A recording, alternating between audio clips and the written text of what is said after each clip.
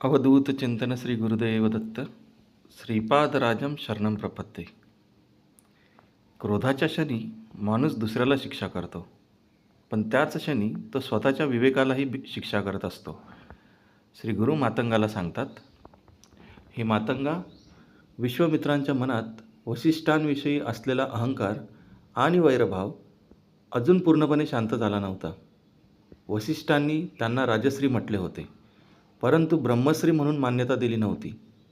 या गोष्टीचा विश्वामित्रांच्या मनावर खोल परिणाम झाला आणि जेव्हा मनातील अहंकाराला धक्का बसतो तेव्हा विवेक मागे पडतो आणि मग क्रोध पुढे येतो.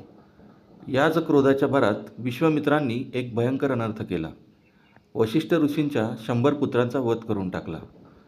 मातंगा, विचार कर, एखाद्या मनुष्याच्या डोळ्यांसमोर त्याच्या 100 पुत्रांचा विनाश झाला तर त्याच्या अंतःकरणात किती मोठे वादळ उठले असेल. पण इथेच वसिष्ठ ऋषींच्या ब्रह्मज्ञानाची खरी परीक्षा झाली.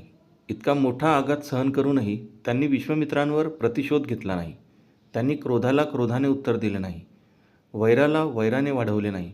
कारण ज्याचे मन ब्रह्मज्ञानाने स्थिर झाले आहे तो प्रत्येक प्रसंगाला आपल्या अहंकाराच्या नजरेतून पाहत नाही. सामान्य माणूस विचार करतो, त्याने माझं नुकसान केलं, आता मी त्याचं नुकसान करणार. पण ज्ञानी मनुष्य विचार करतो, त्याच्या चुकीमुळे माझ्या मनात क्रोध निर्माण झाला तर त्याच्यामुळे माझ्यातही तोच दोष निर्माण होईल. हीच खरी अंतर्गत शक्ती आहे. मातंगा, एखाद्याने आपला अपमान केला आणि आपण त्याला लगेच उत्तर दिलं तर आपण स्वतःला शक्तिशाली समजतो. पण खरी शक्ती कधीकधी उत्तर देण्याची पूर्ण क्षमता असूनही स्वतःला थांबवण्यात असते. एक छोटंसं उदाहरण पहा. समजा एखाद्या व्यक्तीने तुमच्यावर खोटा आरोप केला. तुमच्याकडे त्याला लगेच कठोर उत्तर देण्याची पूर्ण संधी आहे. तुम्ही रागाने उत्तर दिलंत तर काही क्षणांसाठी तुम्हाला समाधान मिळेल, पण त्या एका क्षणाच्या क्रोधामुळे नातं तुटू शकतं. शब्द मनात कायमचे राहू शकतात आणि नंतर पश्चाताप होऊ शकतो. पण त्याच वेळी तुम्ही शांत राहिलात, योग्य वेळ निवडली आणि सत्य स्पष्ट केलं तर तुम्ही पराभूत झालेले नसता. तुम्ही तुमच्या क्रोधावर विजय मिळवलेला असतो. वसिष्ठ ऋषींच्या प्रसंगातून म्हणूनच एक अत्यंत मोठा धडा मिळतो. क्षमा म्हणजे दुर्बलता नाही. क्षमा म्हणजे चुकीला योग्य ठरवणेही नाही. क्षमा म्हणजे तुझ्या चुकीमुळे माझ्या मनाची शांती मी नष्ट होऊ देणार नाही. विश्वामित्रांकडे तपाचे सामर्थ्य होते, पण क्रोधाने त्यांचा विवेक झाकला. वसिष्ठांकडे ज्ञान होते, म्हणून एवढ्या दुःखातही त्यांनी स्वतःचा संयम सोडला नाही.